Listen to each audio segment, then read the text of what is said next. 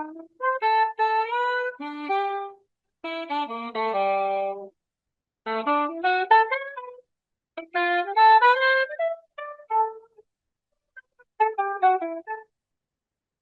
I now have an opening screen and I have theme music, courtesy of a gentleman whose name I can't see because the stupid toolbar is in the way, but it should be at the bottom of the slide.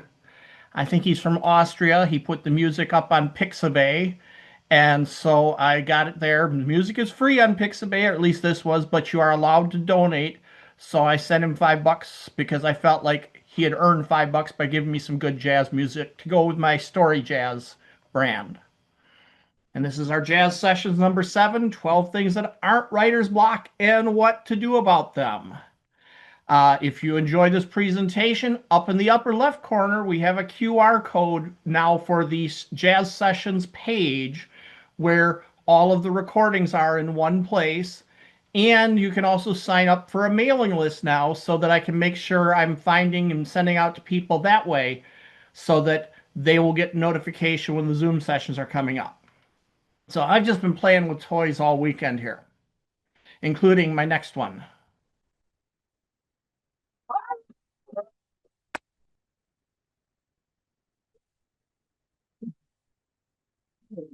Where's the money, Lebowski? Oh. I decided to change up the paying for the soup clip with a new clip from Big Lebowski. So again, you're all familiar here, but for the audience who are joining us for the first time or seeing it on YouTube, these classes are always free, but I'm certainly hoping to sell books coming out of them. And so I am going to take a brief moment to talk about a couple of my books. You've heard me talk about the one on the right, since you've all been here for past sessions, Making Story Models, which is visual techniques for planning and solving story problems. And nothing this week, I would say, comes out of that book. But looking at, and next week is Dictation. The week after that, I think it is very heavily drawn from this book. So if you want a sneak peek, pick up the book. The book on the left is one I can now formally announce as of last week, where you can find this book, A Fine and Dangerous Season. And Anne-Marie is showing off her proof copy, the rare proof copy with the AI generated hands that I didn't know were AI generated, so I had to redo the cover with new hands. This is a book that I wrote in response to story prompts from FriarCon. Hi, Dawn, Ray, and Jenna. They posted a prompt a day in October 2023, and I started turning them into individual short stories. And around day 5 or 6, I discovered that even though they were in 3 or 4 different worlds, they were all one novel. And I proceeded to write a chapter a day of that novel going forward through the month of October. And it is now coming in July as part of the Writers of the Future bundle for 2025. Writers of the Future every year does a book bundle to help promote their judges and their past winners and their current volume of the book. And this is the bundle that I'm going to be part of. So it's going to have I think it's $4.99 is the base price and $8.99 is the expanded, something like that. Go to the page that's in that QR code. It'll have the details. But there are 5 books in the base bundle, 5 ebooks for that one low price, or 18 for $20.99 in the expanded bundle. Mine will be part of the expanded bundle. It's the only place you can get a copy of this book, because I wanted it to be exclusive to Writers of the Future, and there will be a post coming eventually explaining why it tied into Writers of the Future for me. So those are 2 books that I am pitching this week to pay for the soup. Make sure we don't have anybody waiting to join here. Okay, good. And I see we have some chat. Okay. And if something important comes up in chat, again, don't hesitate to just ask. Your questions are always more important than my slides. I'll be up and down, but I'll always be. All right. So Will it be less distracting to you if I turn my video off that way? I don't know why your video is still showing up because it's not supposed to be. It's supposed to be all hidden. Okay. Well, Let me then just, you won't care if I turn it off. That's right. fine. So, as always, I want to remind you that we teach tools, not rules. There are no rules for writing beyond you have to write something. And don't let any of those AI people tell you, no, you don't. If you want to write something worth reading, yes, you have to write something. Anything else anybody tells you is a rule is not, it's a tool. Because as Goldman told us, nobody knows anything. If anybody had a rule that would be guaranteed to work, every movie out of Hollywood would be a multi-trillion-dollar blockbuster. Every book would be a national bestseller. There are no rules. There are things people have tried and learned from that might work for you. Even if I say it's a rule, because I tend to be bombastic, it's still a tool. All right. So, our topic this week is things that aren't writer's block.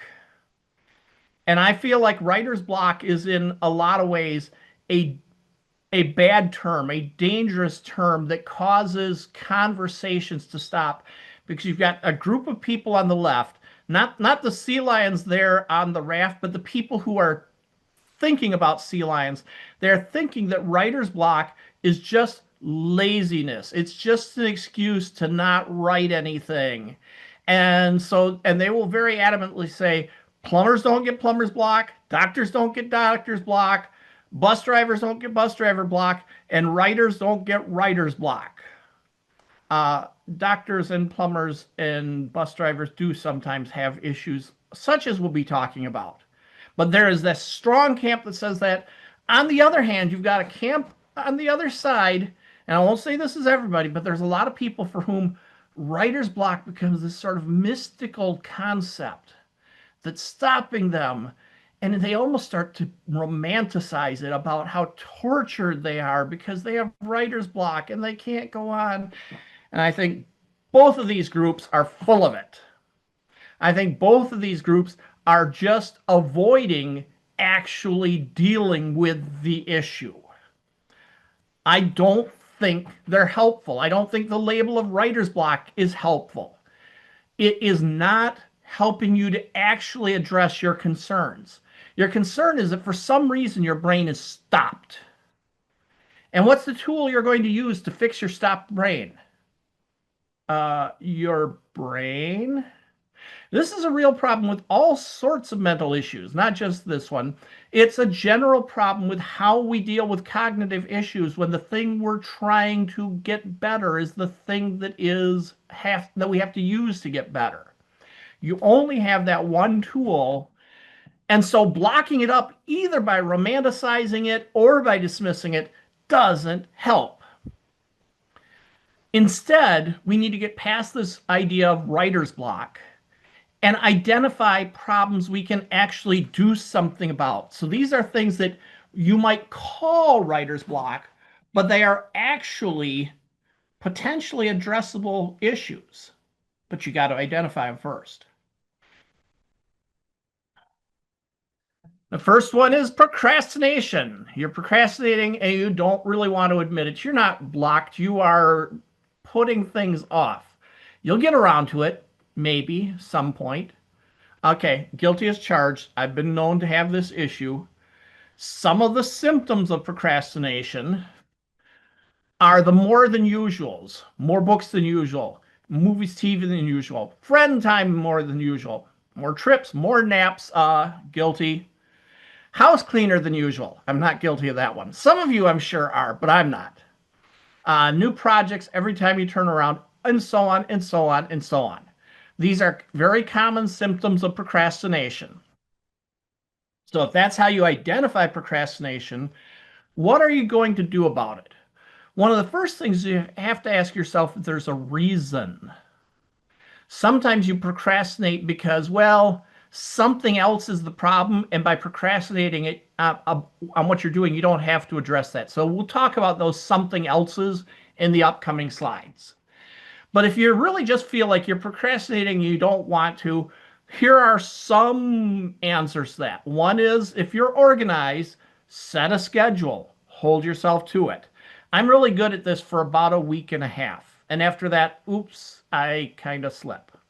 Actually, in diabetes class, they taught us a rule of thumb. Rule of thumb means, yeah, that's kind of true and it's kind of not, but it's a good thing to aim for. They said it takes roughly 21 days to set a good habit in your brain. I'm going to round up and call that a month. So a month of doing it repeatedly on a schedule to set that habit in your brain. And it takes 6 days of not doing it to lose the habit. And life is horribly unfair. If it took me 30 days to build, it ought to take me 30 days to lose. It's not. And so that's the trick, is if you're going to rely on your schedule to keep you on track, you can't let it slide for very long. A day, who cares? 2 days, that was unfortunate, but who cares? 3 days, are you starting to slide? By the time you've made a week, you might have lost your habit. I probably have lost my habit by the time I hit a week. But if you're more organized, set yourself a schedule. The Beatles solution, a little help from your friends, can help you a lot to keep you back if you are on a schedule.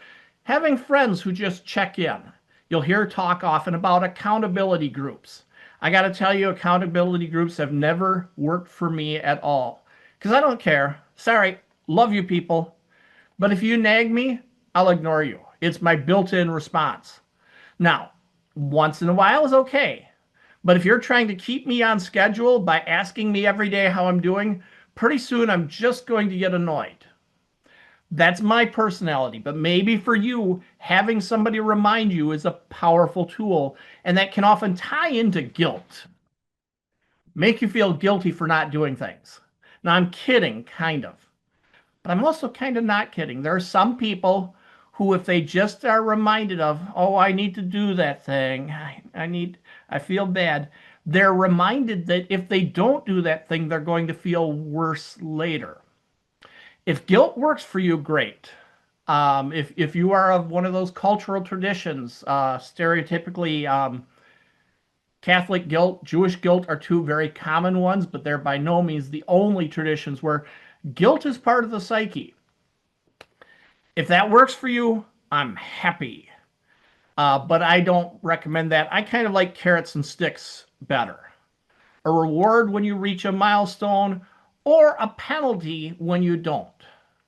Penalty might be I don't get to watch TV tonight because I didn't finish my writing for today. Something like that. Also, when I say day, I'm not saying you have to write every day. But if you are going to have a schedule, whatever the schedule is, you should be writing on that schedule. Maybe your work life is such that you really only get writing time on Saturdays. Fine, then don't miss a Saturday.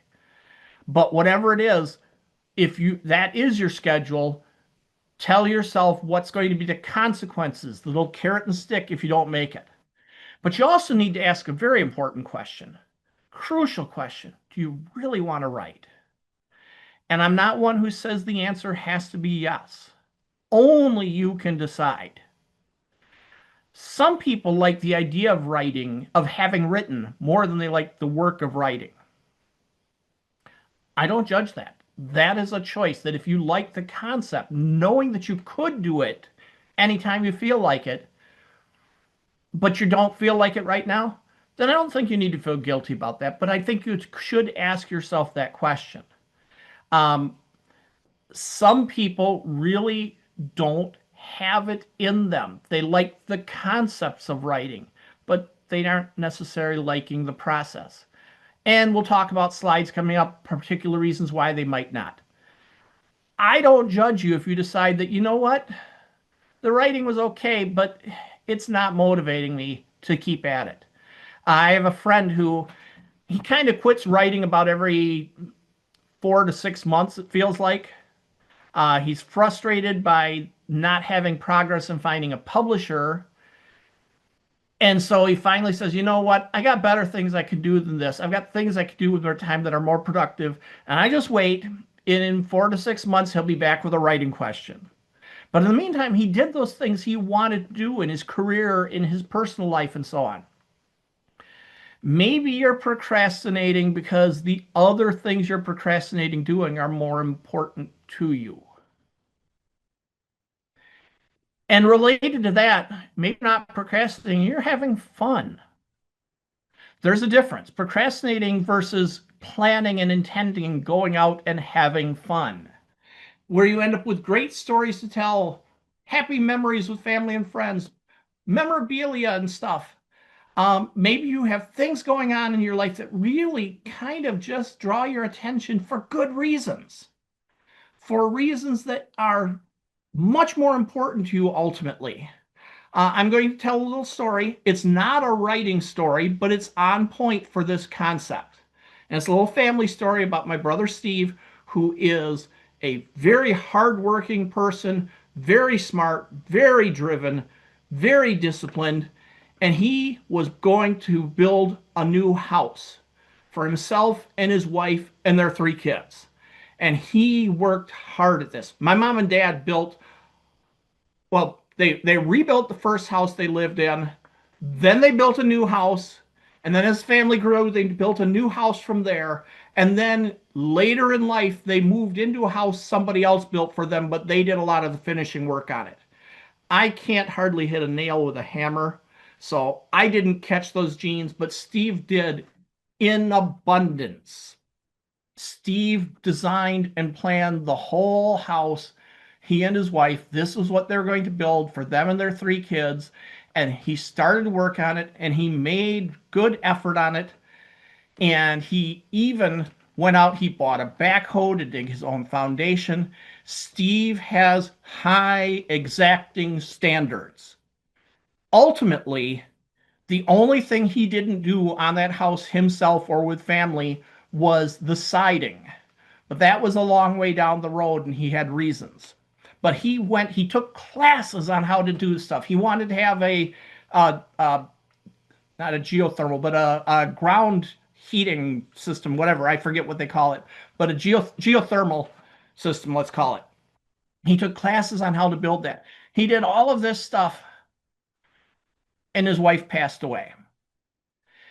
And he got knocked off his feet pretty hard there because now he's got 3 kids. He's all alone. His wife passed away. No one's going to judge him for a delay here. And then finally, he met people. He went to a single family group, eventually met my current sister-in-law with her 3 kids and married them. And it was a blending family issue, as you are probably aware. Those can be tricky, but they worked hard at this. That family went out, they got a boat, they went out to do lots of boating, they did camping, they did trips, they did all sorts of things. And they had just a wonderful family life growing up, at least from the outside. I can't speak for the kids, but they all seem pretty happy and well adjusted now. It took him more than 18 years to finish that house. By the time he finished it, all of the kids were moved out. He did finish it. And like I said, he did everything on there but the siding at the end, which was more than 18 years after he started, and he was getting a little older on there. So the siding was just more work than he wanted to do. Did he succeed or did he fail? Those kids had so many happy memories. That family had so many things that went well for them. And they had a house. He didn't fail. He just took his time on that goal. I'm not going to judge that a failure, but you have to decide your goals. If the writing is as important to you as the fun, then you need to learn some balance. You need to limit the fun time, a formula of your own. F hours of fun for every W hours writing. And make the writing come first if possible, but be flexible or not. That's one bit of advice. If you're really, really driven about the writing, then the writing has to come before the fun. But maybe not. If you haven't read Stephen King's On Writing, it is a really good personal look inside the head of somebody who has been pretty successful in his writing, also messed up his life horribly with drugs and alcohol and other addictions. And then, as he's finally getting to terms with that, got himself hit by a van as he was walking through the woods in Maine and almost died. And when he came out of all of this, the conclusion he personally came to, was that life is not a support system for art. Art is a support system for life. And he took his fancy writing desk and got rid of it and got a small desk in the family room so that when he did his writing time, he was doing family time. That's a choice that is one I can respect why he made it. He made it after he already had more bestsellers than any of us are ever going to see, but he came to a realization. I mentioned Barry Longyear last year, coming out of his addictions and coming to the conclusion that writing was what he did because he needed to, because it mattered to him. So you have to make the decision of which of these comes first. But you may, if the writing is important, you may have to find a way to balance the fun time and the writing time. You can use the fun as then a reward for the writing. That, hey, I'm going to do this as soon as I finish that. And sometimes that'll get you into trouble. Kevin J. Anderson talks about a time he was working on a project. He was out in Hollywood for the Writers of Future workshop, and he was working on a project, and he planned to meet with some friends out there and go on something going on. And he got delayed, and it came the day before they were supposed to meet. And Kevin's like, I'm not done with this project that I really have to get done. And his friend chewed him out for it. And it's like the friend didn't understand that for Kevin, meeting that commitment was important. So sometimes people won't be understanding of that. You have to learn to balance what their priority is. That maybe meeting with his friend was not as high as meeting with his family might have been. But you can also involve family and friends in the writing process. Not everyone will encourage you to have your family as first readers. I'm going to go against the flow on that and say they can be. They will say family are lousy first readers because they love you too much and they won't tell you what's wrong. Well, sometimes you have different first readers for different purposes. Maybe a reason for involving them is specifically to involve them because you want to connect with family as part of the writing process. And maybe they're never giving you useful feedback, but maybe the simple fact that they're reading your stuff makes you and them feel closer. And they can also be good first readers in some ways. Even if they're not trained editors, trained proofreaders, they can still be good in interesting ways. When they read it, if they give you, boy, that was great, ask them what they liked best. And that's a valuable data point. If they're giving you general answers, it's like, okay, well, at least they're involved. But if they tell you characters they liked or scenes they liked, even if they're not professional critiquers, they're giving you something useful. You can take a perspective of a set of readers on your manuscript. Now, my mom actually, while she was alive, was my first reader for pretty much everything. And she didn't hesitate to tell me what she would change. She didn't hesitate to tell me what was boring for her. We had one particular day I came back from work. She'd been reading one of my stories, and she said, I absolutely hated it. It was like I was reading Michael Crichton, and we both laughed ourselves silly. Because what she had just told me was that I had succeeded, and we both knew it. Because she hated Crichton. She hated all the deep technical details in his stories. And I love the deep technical details in my stories. So by her telling me that I'd written something just like Crichton and that's why she hated it, I knew I had accomplished what I set out to do. So they can be first readers and some of them can even be good, but just that's one way of involving them. Another thing they can be is sounding boards. Sounding boards, my mom, and this was long before I was a published writer or anything. This was way back when I was in high school and working on computer problems or something like that. I would talk them out to her. She wouldn't understand a word I was saying, but she would nod in the right places. She would ask questions to kind of point me in directions that she felt like I was concerned or confused. She didn't have to understand what was going on to be a useful sounding board. In software circles, we sometimes have what we call duck debugging. Duck debugging is the concept that when you're trying to solve a problem and you can't think through it, you explain it to a rubber duck or to a couple of friends out in Utah who happen to be online almost as often as I am, and sometimes more. Hi, Don Ray. Hi, Jenna. You explain it to someone, the process of explaining it requires you to think about it differently than when you're just trying to say, I need to solve this. And often the answer comes out just in the process of explaining it. You get new thoughts. Family can be your sounding boards. Family can be your accountability partners. Hey, Dad, did you get your 1,000 words today? No. Well, then I'll go away and I'll come back when you've got them. And certainly, you can celebrate your milestones with family. If you're going to have a great dinner to celebrate finishing that book, I hope you're taking your family along for that. Maybe not. Maybe your family's dining habits you don't want to put up with. But family can be part of the writing. Fun with family can be part of the writing. And if you hate your family, well, then you're probably not having fun with them anyway. Now, this is not the fun side. This is other responsibilities. Some of the symptoms here, you have long hours of work because you've got bills to pay or you promised to get this done, or you're a workaholic, and we'll talk about that.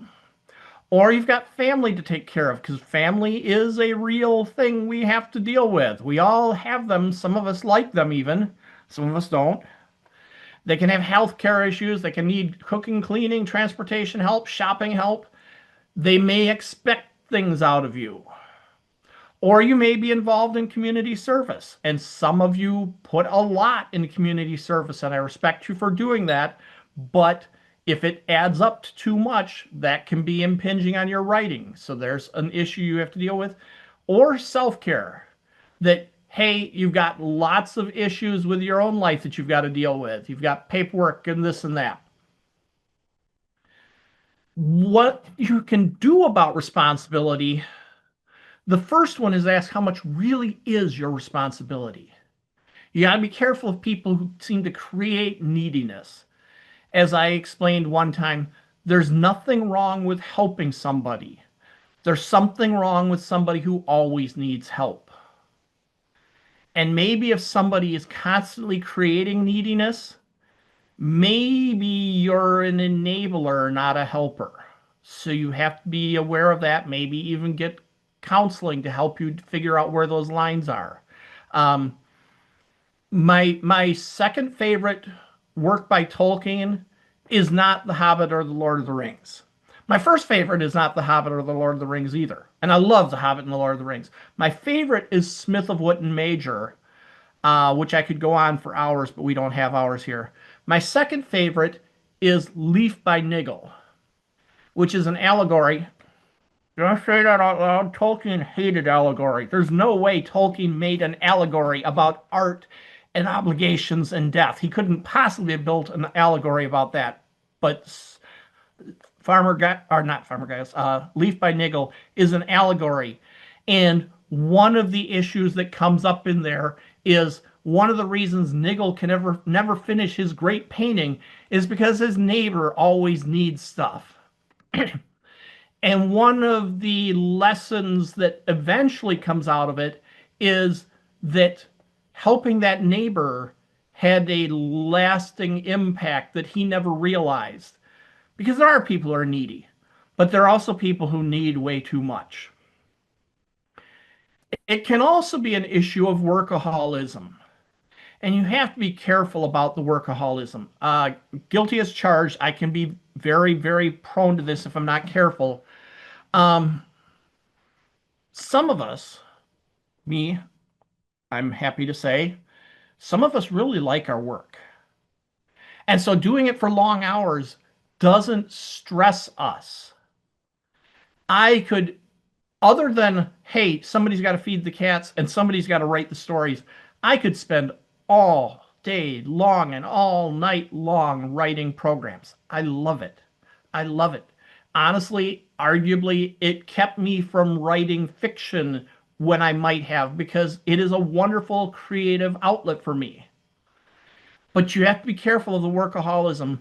Um, uh, Buzz Aldrin, second man on the moon, had multiple addictions that eventually destroyed his first marriage, but the biggest one was the workaholism. And he said that workaholism is the worst addiction to have, by far the worst addiction to have, because addictions to substances, addiction to gambling, even addiction to food, they eventually crash your life. You run out of food, or not food, but you run out of money, you run out of opportunities, you run out of people who will trust you because you've ruined everything with your drugs and alcohol. Materially, workaholism makes your life better. You get the promotions, you get the raises, you get all the rewards and bonuses and toys. So there is no hitting bottom to make you stop and realize how screwed up you are until you hit the top of you just can't push anymore and you come crashing down.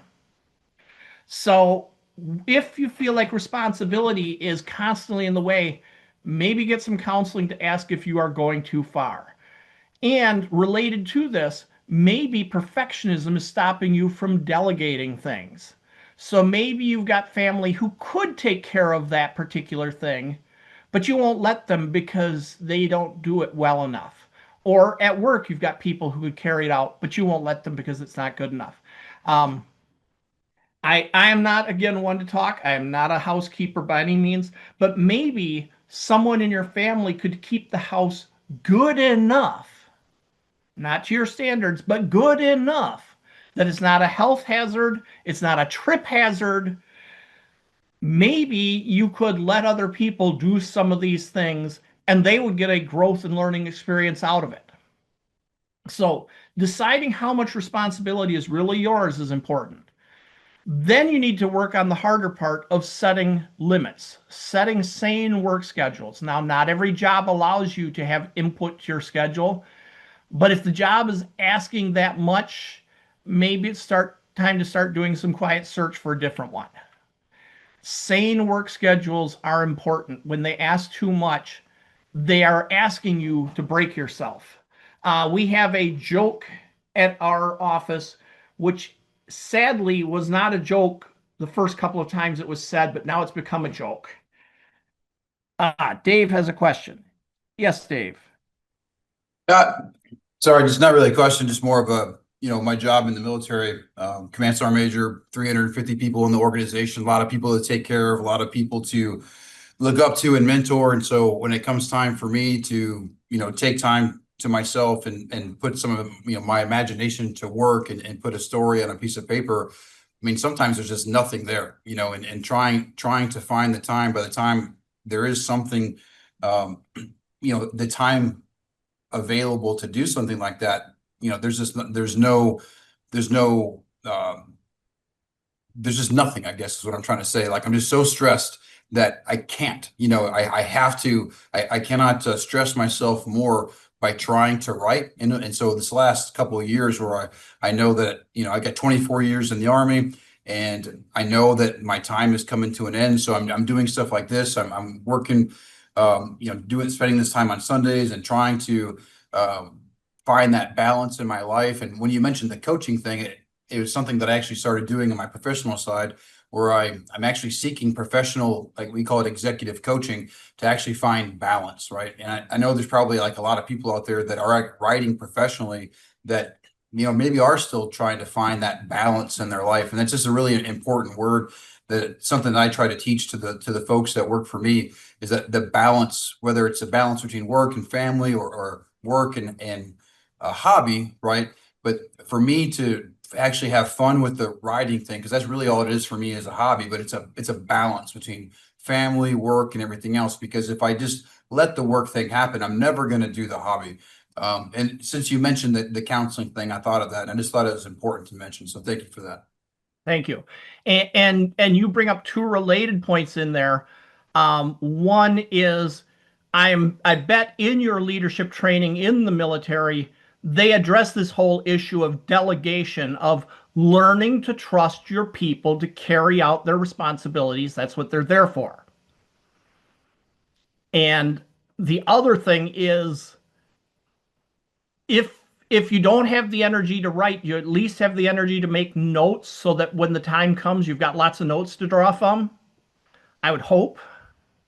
Oh, definitely. And one of the things, kind of the exercises I do to alleviate stress, especially when I'm doing what I call battlefield circulation and talking to the soldiers in the formation, is I kind of tell little stories about them, right? That's not true. Just I use their names and stories, and a lot of hyperbole and a lot of exaggeration stuff about, I'm going to read a newspaper article in the future about some amazing thing that you're going to do with some fancy technology, and it's just something to make the soldiers laugh and whatnot. But it's, it might be a 500 word, flash fiction on the spot, but to me, that's still kind of, storytelling and fiction writing, but it's not, it's just a way for me to relieve stress, Yep. And a healthy one, I would say. Oh yeah, for sure. So, yeah, at work, we have had some hard driving bosses, and one of the things that they have been known to say more than once is, but don't let it interfere with your regular work. Well, ha ha ha ha. But when they say that 3 times in a month, what they're really saying is, don't you have it in you to work longer? Sometimes you don't. I am generally, I hope this comes across, I think I'm generally an easygoing person and I try to cope with things well. But when I start putting in those long hours, I become an absolute jerk because that's how I respond to burnout. Is I become angry and snippy with everybody. So you need to be able to set those work limits. Setting family limits is harder because of family relationships are so complicated that no two families, no two relationships are alike. But you need to look into, and again, this is a coaching counseling situation, potentially setting family expectations. And that can be difficult because sometimes they will hold it over you. I said of a family of some people I know, there are two kinds of people in the family. There are the ones who don't like a fuss and will do anything to avoid it, and there are the ones who make a fuss because they get what they want that way. Sometimes the ones who don't like a fuss need to learn to say, but it's your fuss, not mine. One principle for setting limits is the 10% rule that I got from Harlan Ellison, and ultimately he got it from theology, from tithing. It's part of human culture going way back. Ellison wrote a very, very disturbing story called Try a Dull Knife. And it's kind of an emotional vampire story. It is about a popular, famous writer guy whose name was not Harlan Ellison, but it might as well have been, who was one night out in all these places where all these people wanted just a little bit of time, just a little bit of attention, just a little, just a little, just a little, and become more and more demanding as they went and more violent about it until eventually they're just a little bit left, literally nothing of him left.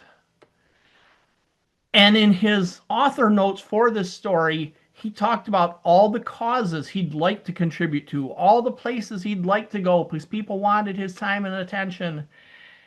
And he eventually had to say, I can't do this anymore. I'm killing myself by being nice.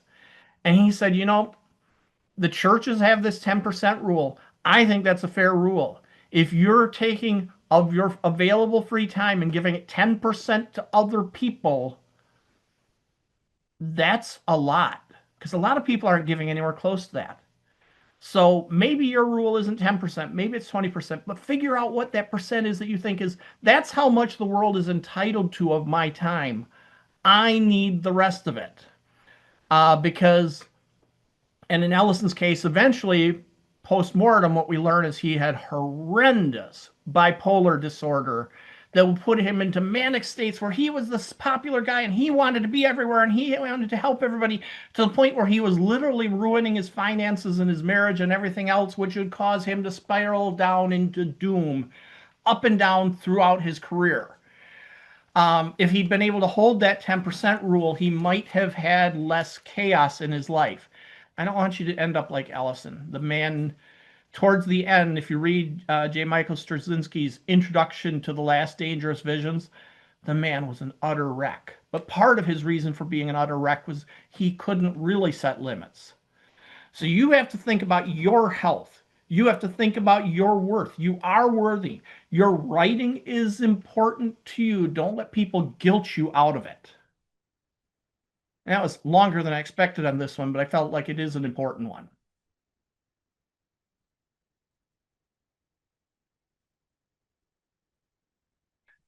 Now, afraid that you're not good enough for this piece. And I had this wonderful quote from Ira Glass on this topic, but it's so bloody long. I'm not going to read this whole thing to you. It's just way too long. Why don't I let Ira Glass read it instead? Nobody tells people who are beginners, and I really wish somebody had told this to me, is that if you're watching this video, somebody wants to make videos, right? All of us who do creative work, like, we get into it, and we get into it because we have good taste. You know what I mean? Like, you want to make TV because you love TV. You know what I mean? Because there's stuff that you just like love. Okay? So you've got really good taste, and you get into this thing that I don't know how to describe, but it's like there's a gap. For the first couple of years that you're making stuff, what you're making isn't so good. Okay, it's not that great. It's not that great. It's trying to be good. It has ambition to be good, but it's not quite that good. But your taste, the thing that got you into the game, your taste is still killer, and your taste is good enough that you can tell that what you're making is kind of a disappointment to you. You know what I mean? But you can tell that it's still sort of crappy. A lot of people never get past that phase. A lot of people at that point they quit. And the thing I would just like say to you with all my heart is that most everybody I know who does interesting creative work, they went through a phase of years where they had really good taste. They could tell what they were making wasn't as good as they wanted it to be. They knew it felt short, and some of us can admit that to ourselves, and some of us are a little less able to admit that to ourselves. But we knew like it didn't have this special thing that we wanted to have. And the thing I would say to you is everybody goes through that. And for you to go through it, if you're going through it right now, if you're just getting out of that phase, or if you're just starting off and you're entering into that phase, you got to know it's totally normal. And the most important possible thing you could do is do a lot of work, do a huge volume of work, put yourself on a deadline so that every week or every month, you know you're going to finish one story. You know what I mean? Whatever it's going to be, like you create the deadline. It's best if you have somebody who's waiting for work for you, somebody who's expecting it from you, even if it's not somebody who pays you, but that you're in a situation where you have to turn out the work. Is made by actually going through a volume of work that you're actually going to catch up and close that gap. And the work you're making will be as good as your ambitions. So that I thought was an absolutely brilliant quote. And Ira Glass is probably my favorite broadcaster on the radio for storytelling. And he's just got a wonderful radio voice. And this is a lesson far beyond this slideshow. This is a lesson I think is really good to know, is that, you're doing this because you like good work, and you're judging yourself harshly because you like good work, and your work will get better. So being afraid that you're not good enough can be a reason why you get blocked. So I go to Nina Karicki Hoffman, who is one of our Writers of the Future judges, with her rule of dare to be bad. Doesn't matter. Just produce it. Write it. Even if it's bad, just write it. First of all, it will not be as bad as you think, because you're looking at it from the inside and you're cringing at all sorts of stuff you see that we don't see there. And there are no book police. There's nobody who's going to come and beat down your door and batter you with sticks because you wrote a bad story. So what? It's practice. There's nothing wrong with practice. We discussed this in past sessions. Practice is good. What Glass said, write lots of stuff. And Jonathan Mayberry tells us, and you can fix anything in revision. But if you don't write anything, you can't. So go ahead and write it even if you don't think it's good enough. Write it and worry about that later. You don't have to submit that first draft, although some people do and some people succeed. My Today I'm Paul, my short story, was all but the last couple paragraphs were first draft because I just got caught in the moment. But don't worry if you don't feel like you're good enough. Just write because that's how you get good enough. Now, this may sound like the same thing, but it isn't. The fear of not being good enough comes before you're succeeding and selling stuff. Imposter syndrome comes after. That you think it's a fluke. You think you don't belong here and everybody knows it. Or somebody told you you don't belong here and they must be right. And they tell you that you're wasting your time. Or you'll never be as good as fill in the blank author. So this happens after you've had some successes that you feel like, but I don't deserve this. Bollocks. How's that for my insult of the day? Bollocks. You can deal with imposter syndrome. One way you can deal with imposter syndrome is to develop a huge ego. Now, I can't say how you do this, but I can tell you that, and I'm sorry if you hate me for this, I've never had imposter syndrome in writing. Even though I'm going to talk about everybody has it, not everybody has it. I have it as an instructor. I'm constantly worried about, am I good enough as an instructor? That there are places where I felt like I can't go teach that because I'm not the caliber and the reputation of instructors that they're looking for. But when it comes to the writing, I just never really have felt like I'm not good enough. I have felt like I don't want to get these rejections, but I have never doubted, since Jerry Pournelle loved my first entry in Writers of the Future, I have never doubted my stories. I can't teach that. I can tell you that it happens for some of us. But for most of the world, imposter syndrome is normal. It is what we expect out of people. And when you hang out with other writers, you will find that, hey, this is really common. And if it's common, maybe it's not so bad after all. And I found this well embodied in the Two Neils story. Neil Gaiman, the fantasy writer, was at a big event of some sort of big social gathering of huge influencers and everything. And he was at this event and he felt really out of place because he was just the guy who scribbled some stories and everything. And at one point during the whole thing, get together, back and forth, party situation, everything, he was talking to another person attendee, and they happened to get drawn together because they shared their first name. And Gaiman is saying how he doesn't feel like he's belonging here and everything, how he's just out of place. And the other Neil says, yeah, I know. I don't get it. I don't know why they want me here.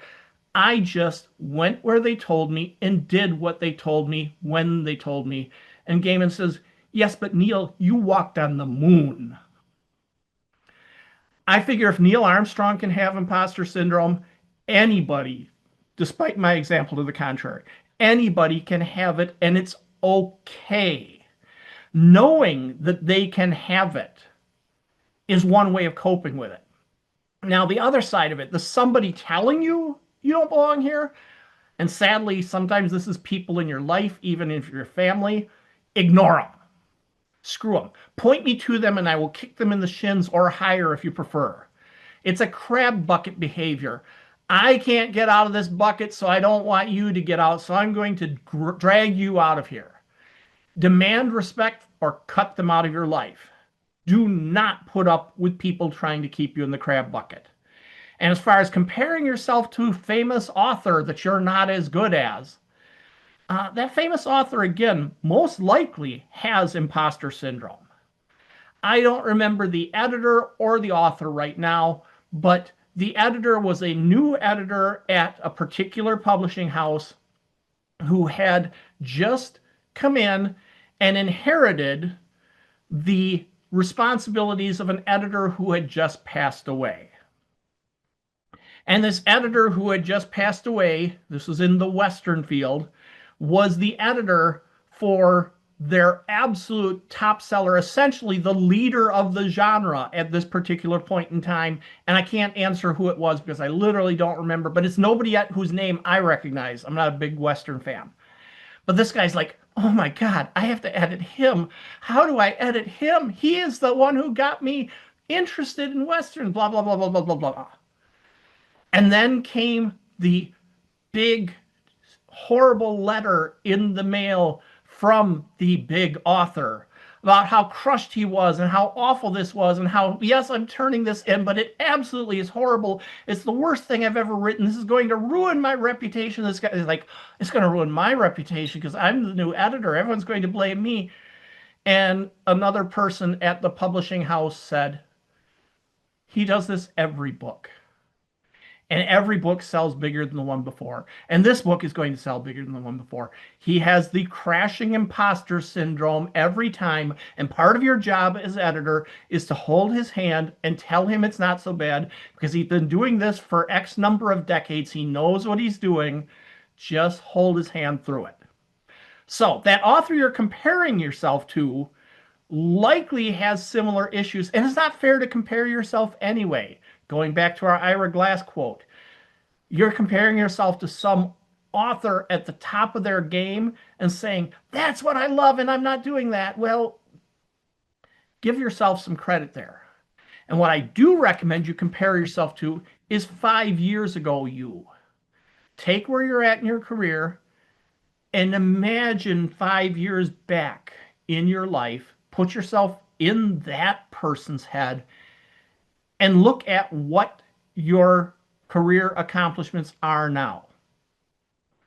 Now, if you haven't advanced in those 5 years, I want to encourage you to take more classes from me, from Superstars, from FireCon, to work on growing. If you really are stuck where you were 5 years ago, that's sad and that's something you need to consciously work on. But more than likely, you're looking at 5 years ago you and saying, wow, I've come a long way, haven't I? Maybe I'm not an imposter. Maybe I'm just on a path and I'm 5 years ahead of where I was.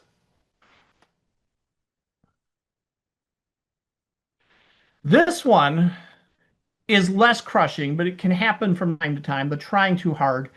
And the symptoms really are you're staring at the screen and nothing happens, or, and this is a dangerous one, you keep rewriting the same thing over and over and you never get anywhere. My first book was nonfiction, actually, a software design UML book for .NET developers.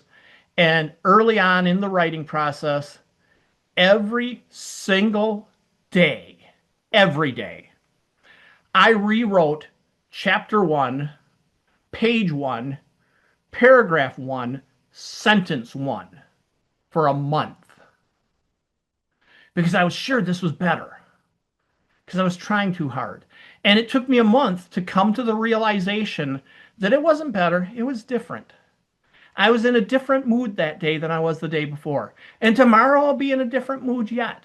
And I was just trying too hard and wasn't getting anywhere. So if trying too hard is your problem, the basic answer is write something. And going back to Jonathan Mayberry, we can always revise it later, but maybe write something else. If you're stuck in a story and you can't make any progress, try a different point of view, scene, a different chapter, go to a different project. We'll talk about that coming up. Maybe go outline where you're at and what's going on. Come back later to this section if you've had a breather and maybe learn something. Maybe just take a break. Sometimes you do need to just say, I need to reset myself. Again, when I don't have this with writing generally, but when I have it with work, sometimes I reach a point where the only way I can make progress is to walk away, because away is progress. And when I come back, I'm a different person. I'm in a different mood. So when you're trying too hard, set some limits. And those limits will say, if you haven't made any progress by this point, you're not going to make any progress right now. Try something else. Sometimes you've made a mistake. You might know it consciously. Often it's unconscious that something's wrong. You feel like I can't proceed because you've made some mistake. You just feel like you can't continue.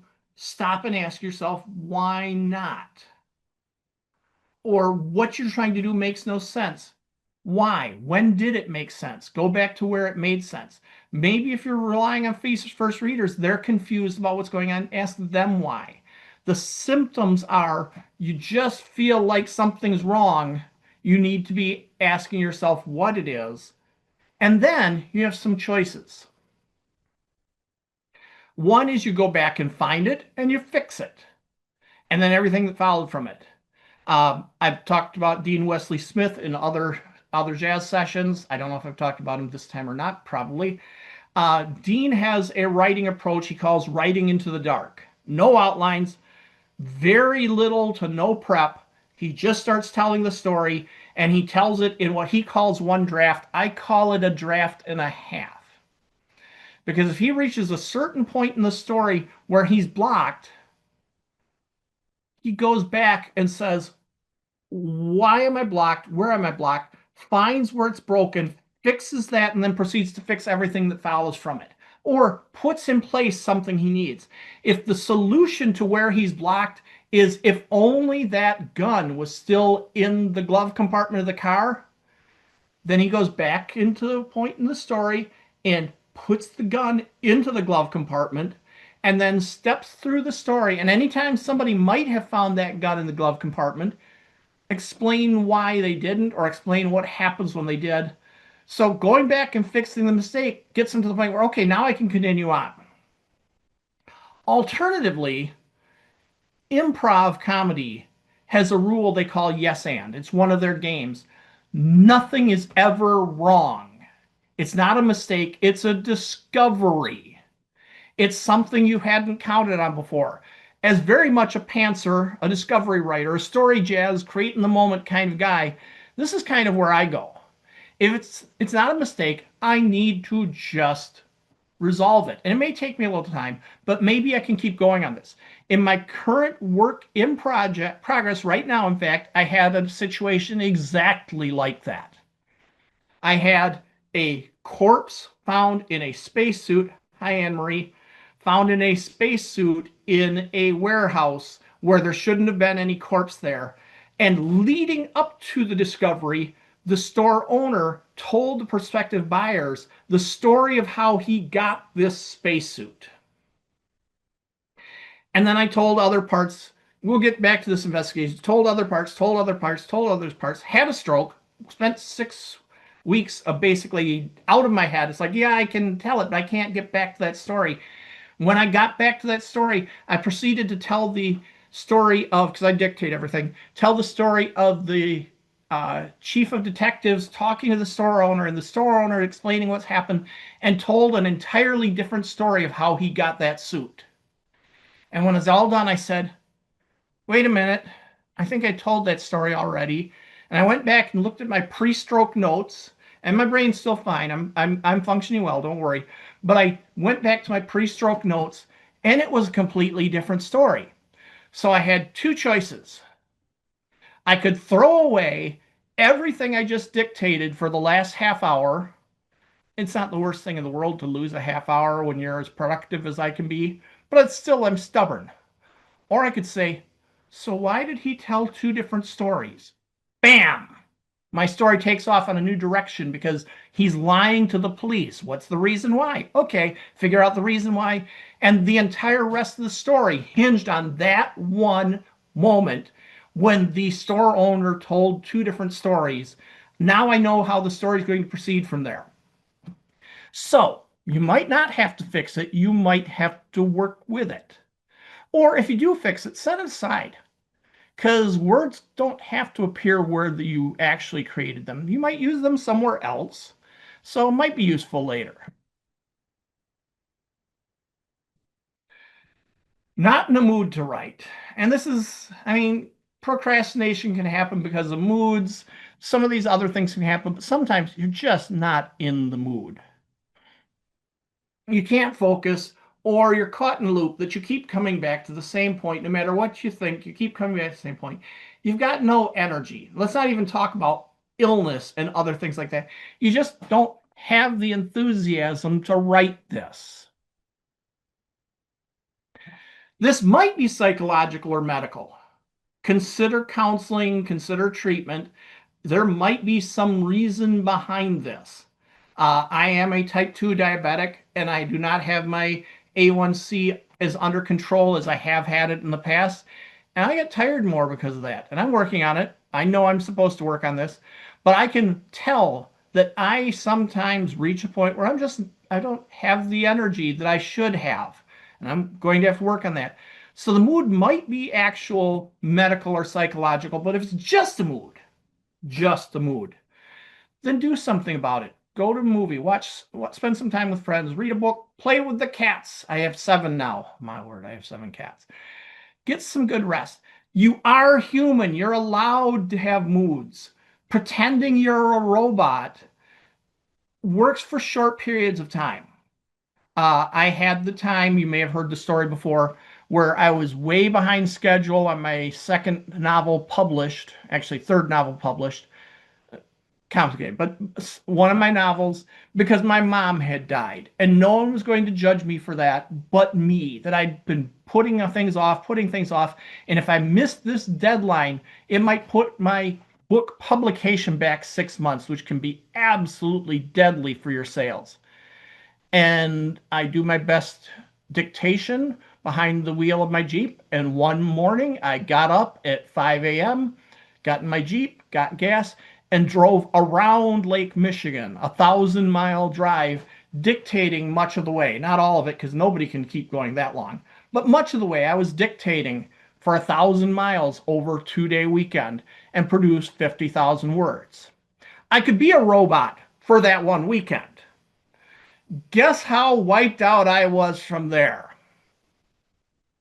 So if you're having moods that are stopping you, give yourself some time. Don't be ruled by them. If they keep coming, you've got a bigger issue. But if today you just don't feel like it, don't beat yourself up about it. The best solution to that mood, remember, your brain is your only tool. Take the stress off your brain for a while. And if the stress still is there, then get more help. But sometimes today you just need to go look at some sculptures or play with some goats or go out and play some music. Maybe right now you need to go do something else, which is different from procrastination. You're doing it because you need it. You might get caught in the research trap. And some of you were here for, I think it was episode 3 of She Blinded Me with Science. Research, powerful tool and a trap. And some of the symptoms, you've got all these web pages open and all these books open. You're spending time arguing with experts, trying to understand things. You're my brother taking classes on how to do things building his house. And that research can be fun. Or you can be worried about if it's not perfect, then I can't do it. And in episode 3, I talked about the sweet spot on this bell curve, that you want to be aiming for the yellow. You'll never be in the blue. You'll never be perfect. It doesn't have to be perfect. It has to be finished and good enough. And if you feel like there's something you don't understand, well, welcome to reality. Science doesn't understand everything. And unless you are a professional scientist, you're going to understand less. If you can learn to accept that first rule, doesn't have to be perfect, then there are some things you can do. One is time boxing your research. I'm going to study this tonight. Tomorrow, I'm going to go use what I learned. Or I'm going to study this for a couple of hours. Or I'm going to spend a weekend talking to people. But give yourself a limit. You might also scope box, because the real problem with the research trap is in the middle of researching the question you had, you find 15 more questions, and they're all fascinating. So you kind of need to scope box your research. Yes, I will find new questions, but I'm not going to try to answer the world tonight.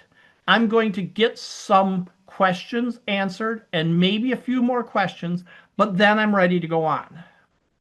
Or you might indulge yourself. Sometimes you find useful story ideas just by doing the research. Sometimes you've got things that come out from the research that you never expected, and they open up whole new vistas. Much of my successful writing has been in my Blue Collar Space series. Uh, Last Dance was #1 science fiction ebook on Amazon for a month. That book largely stemmed from a night I spent researching Martian atmospheric chemistry and talking to my brother-in-law, the chemist, and came up with just enough pieces to build a plausible mystery on Mars, which turned into a successful story, which turned into a successful novel, which is now the series and is going on and on and on. So sometimes indulging yourself in the research will turn into new, wonderful story ideas, as long as you watch the clock. Writing in the wrong order. I'm going to tell you right now that this is not the problem you think it is. But the symptoms, you see a great scene or chapter or even a whole book ahead, but you can't get there. There's no clear path to get there, or the path is a lot of work, or it's boring. Or you're writing something good and you realize that the reader needs to know things that are missing. They need your world history, your info dump. But if you stop to tell them, it slows the action down, so you feel like you should have told them earlier. And sometimes you just feel you can't go on because the order is stopping you. Now, some people are compulsive about that, and I can't help you if you are. Be aware of it if you are, but I can't help you if you are, because really, there is no wrong order. The order that they read the story does not have to be the order that you write the story. You can assemble the pieces later. So free yourself. Write what you know today, and then you can write the other parts later. And you might find you don't need some of those parts. You might find that you can skip them because the reader is smart enough to get it. Trust your reader to be smart enough to get it. So I told the story about the shop owner telling, boy, I'm spoiling this book before, or this episode before I even finish it. The shop owner telling the customers how he got the suit. I told the story about the shop owner telling the police a different story. And I told the story of the detective talking to the coroner, and they ain't fooled because police investigate and interview everybody. So they already know that there's a discrepancy in these two stories. So they're talking about, there's a discrepancy there. Yeah, I know there's a discrepancy there. And I have some theories about this. And he starts putting out some pretty plausible theories about why they're lying and how he's ready to trap them in perjury to put some leverage on them to get the truth out of them. And as I'm sitting down figuring out what to write next, I don't think I need to tell that scene. The reader knows about the discrepancy. The reader knows that the detective and the coroner have been talking. The reader does not have to see them put on the leverage. We might want to. I mean, it'd be a fun scene to read with lots of banter back and forth, but I only have so many words. This is aimed at a novella. I could jump straight to the tearful shop owner and his wife breaking down and feeling just horribly distraught because the police have seen through the story that they told, and they're trying to protect their son, the murderer, and they are now completely distraught. I can skip over the confrontation and the reader will know it was there. Do I want to? I kind of maybe will skip over it because they can figure that out for themselves. But maybe not. Maybe after I write the confrontation or write the tearful scene where they're admitting what they were up to, maybe I'll look at it and say, I do need the confrontation. I think that's missing. But I don't need to write all the parts in order. That first Blue Collar Space, not the first Blue Collar Space story, but the one that became The Last Dance, I was learning to dictate at the time. It was all very new to me. So I was driving to and from work an hour each way every day, and I was dictating story elements in more or less completely random order. As they came to me while I'm driving, I dictated them. transcribe them, and then later on stitch them together. And that ended up being a story which was selected as a year's best science fiction and a year's best hard SF short novel.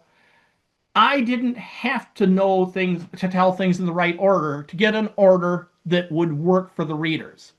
Sometimes, in fact, if you do the later things, they're going to enlighten things you haven't written yet, that now you know how to write the things. Maybe you even tell the story out of order with flashbacks, frames, flash forwards, frame stories. Maybe you don't have to tell it in order at all. So don't let wrong order be a reason for stop. Write the good stuff you know when you know it. But it can be more than that. You can be writing the entirely wrong project. You can be seeing shiny things and squirrels to draw your attention.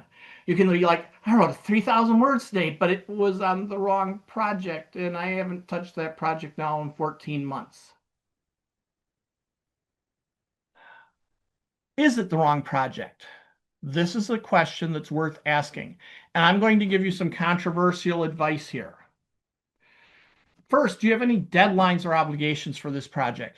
For instance, the story about this body in the spacesuit, I really would like to have that ready for pre-order on the 22nd of this month, because that is when the previous episode goes on sale. I currently have, happy to say, 24 pre-orders for the previous episode.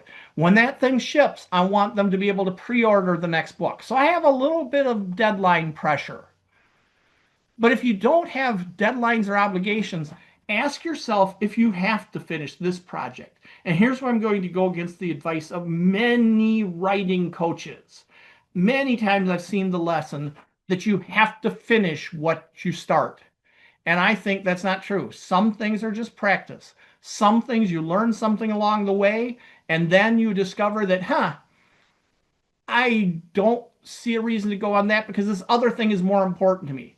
Don't be afraid of the word practice. Now, if you never finish anything, you're never going to have happy readers. You got to finish some things, but don't feel like you have to finish everything. When a singer sits in the studio and rehearses a song, they don't finish every take. When they find a point where they say, no, that didn't work, they stop and go back. And maybe if they've done it enough times, they get tired and said, why don't we move on to this other piece? I'm not feeling this one right now. Do not feel you must finish this project right now. Feel you must finish projects. And you're certainly allowed to switch back and forth as long as it's not becoming a procrastination tool. That you never finish anything because you never let yourself finish anything. You keep bouncing back and forth. But if you do need to finish this project, you need to indulge your brain. There's an old psychology experiment. All of you, don't think of a blue giraffe. What's the very first thing you do? You think of the blue giraffe. Telling yourself that you've got this other project that's knocking on your door and wants attention, telling yourself don't think about it isn't going to work. The more you tell yourself not to think about it, the more you're going to think about it. Instead, you take notes, take whatever information is really drawing your attention right now and park it someplace. In software design and software analysis, I call these parking lots. You put these big poster boards up. So when somebody raises the question of, well, what happens when this customer wants to return something and we no longer sell that thing that they want to return? And it's like, right now we're talking about shipping charges. Yeah, but we want to know what we're going to do about this. You write down their concern, slap it on the big parking lot, the big parking board for something we are going to come back to. Because telling them to stop thinking about the problem they've just thought about ain't gonna work.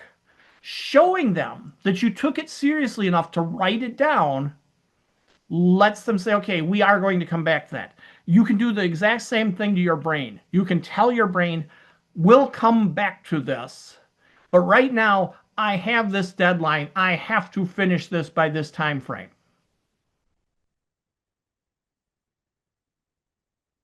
And the last one, and the hardest one, and all of us, I'm sure, have experienced this at one point. Illness, fatigue, or loss are just stopping you. And I don't have to explain the symptoms of this. You know, you're a human, things happen. What I don't want you doing is beating yourself up for it, that you can't control this thing happening right now. You have to forgive yourself. Now, I'm also a filthy liar because I just told the story of how I wasn't going to let myself miss that deadline on my novel after my mom passed away. But this wasn't the week she passed away or the week we buried her. This was a month and a half later.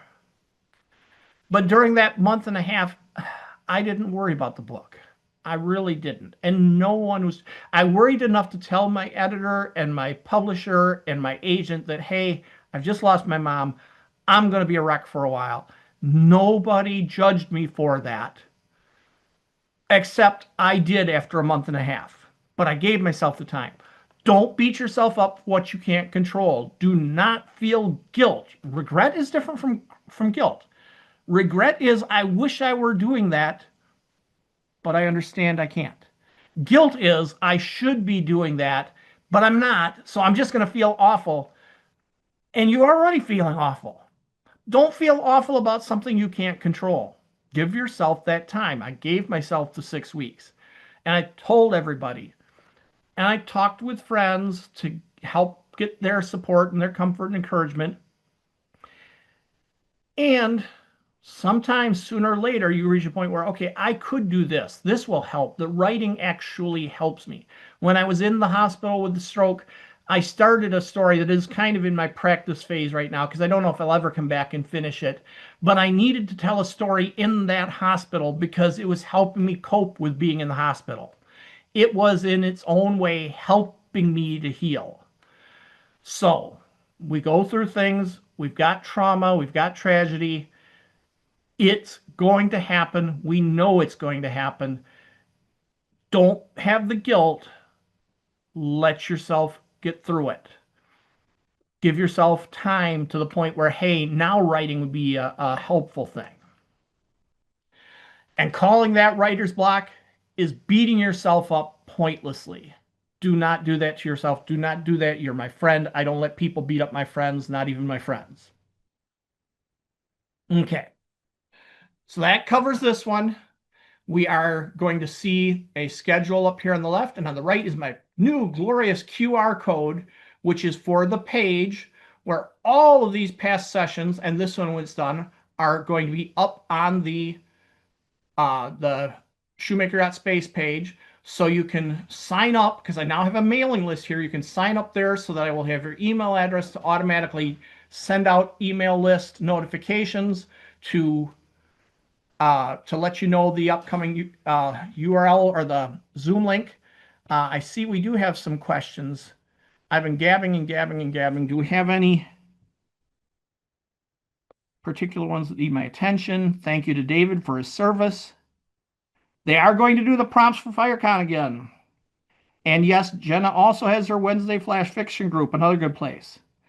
It's not a personal attack. Editing, yes, editing is awful, and it's where a lot of cool stuff happens. Right versus wrong sides really speaking to me. Yep. All right, so nobody had any questions I missed there. So, all right, so this is, yes, the QR code where you can sign up so that it will be easier for me to get the notice out to people. Coming up next week, we'll be talking about Dictation, my book with Kevin J. Anderson and Greg Vos. We'll be talking about how to dictate and why to dictate. 29th, we'll be talking about world building on the fly, ruthless consistency. July 6th, we'll be talking about story lengths by genre. We'll also be talking about, and I don't think I mentioned this earlier, techniques for hitting specific lengths. So we will be talking about how to get that story shorter, either ahead of time or through editing, or how to make it longer, either ahead of time or after the fact. The 13th, we'll be talking about the goal game and other ways to question your story to try to solve it and figure out problems and design it. 20th, we'll be talking about frame stories and nonlinear narratives. 27th, we'll be talking about 4 levels of learning, the dwarves in the woods. The 3rd will be another tribute, this one to Dean Wesley Smith, because I seem to be quoting him at least every week.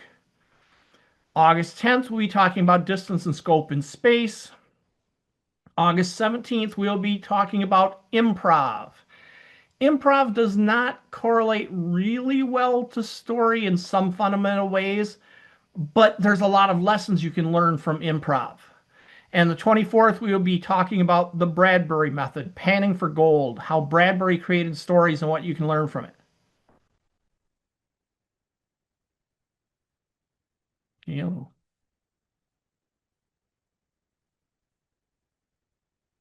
All right. So again, on the right, my Making Story Models book, ways of visually planning stories, thinking through stories. On the left, we have A Fine and Dangerous Season, available exclusively through the Writers of the Future bundle. QR codes for both of those. Any questions that we didn't cover?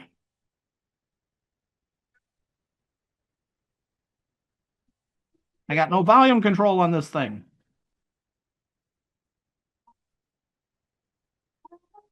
Where is the volume control? All right, any questions?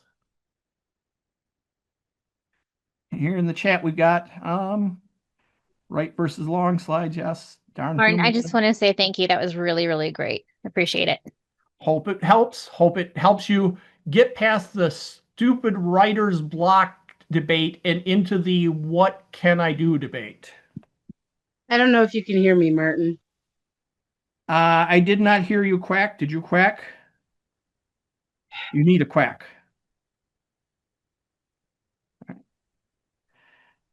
Yes, I hear you. It's a question or... All right. Then I will be stopping the share and thanking everyone for attending. And as usual, you should see the recording coming sometime tonight, I hope. Thank you.